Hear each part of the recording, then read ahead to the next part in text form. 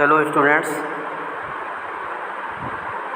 हम लोग चैप्टर 10 पढ़ चुके हैं और लेंस सूत्र और अन्य सूत्रों से संबंधित प्रश्नों को हल कर चुके हैं। जैसा कि इस प्रकार के क्वेश्चन हमारे एग्ज़ाम में भी पूछे जाते हैं, उस प्रकार के क्वेश्चन को भी हम हल कर चुके हैं उदाहरण में। तो इस तरह से हमें सारे उदाहरण को ध्यान में रख करके उनको तैयारी करना है, जिससे कि किसी भी एग्ज़ाम में यदि क्वेश्चन पूछे जाते हैं तो हम उनको आसानी से हल कर सकें। इसके बाद आज के टॉपिक में हम लोग एक्सरसाइज के प्रश्नों को हल करेंगे।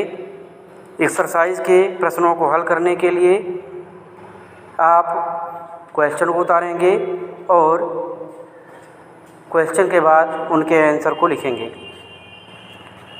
एक्सरसाइज का पहला क्वेश्चन है कि निम्न में से कौन सा पदार्थ है जिससे हम लेंस नहीं बना सकते।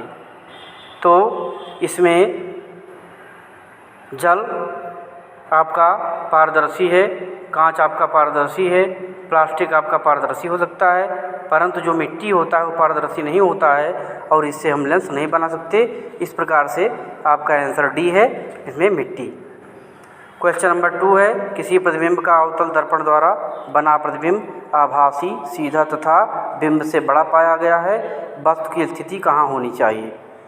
तो जो स्थितियाँ दर्पण के द्वारा आपको लिखाई गई हैं उन सभी स्थितियों को आप पढ़ें। उसमें आप देखेंगे कि जो मुख्य फोकस तथा वक्रता केंद्र के बीच में जब वस्तु रखा जाता है उसी दौरान जो हमारा प्रतिबिंब होता है वो आभासी बनता है, सीधा बनता है और वस्तु से बड़ा होता है। यही स्थिति है जिसमें कि वस्तु का प्रतिबिंब आभासी और सीधा प्राप्त होता है।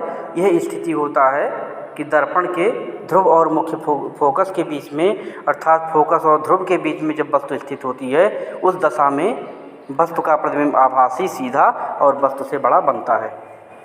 क्वेश्चन नंबर 3 है, किसी वस्तु का वास्तविक तथा समान साइज का प्रतिबिंब प्राप्त करने के लिए बिंब को उत्तल लेंस के सामने कहाँ पर रखना चाहिए, अर्थात कहाँ पर रखने पर हमें बराबर आकार का प्रतिबिंब प्राप्त होगा। तो हम जानते हैं कि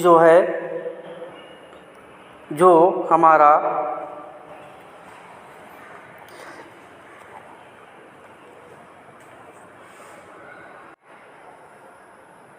हम जानते हैं कि वस्तु का वास्तविक तथा समान साइज का प्रतिबिंब प्राप्त करने के लिए वस्तु को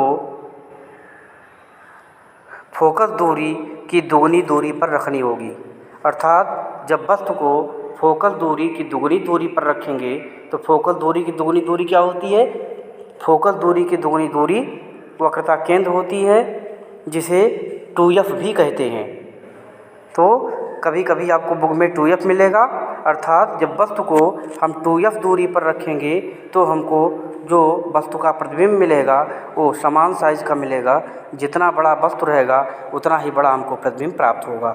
इस प्रकार से इसका जो आंसर है ये विकल्प आपका सी वाला विकल्प यही सही है।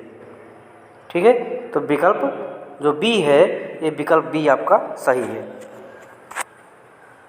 अर्थात वस्तु को फोकस दूरी की दुगनी दूरी पर रखनी चाहिए, तभी हमें वस्तु के आकार का प्रतिबिंब प्राप्त होगा।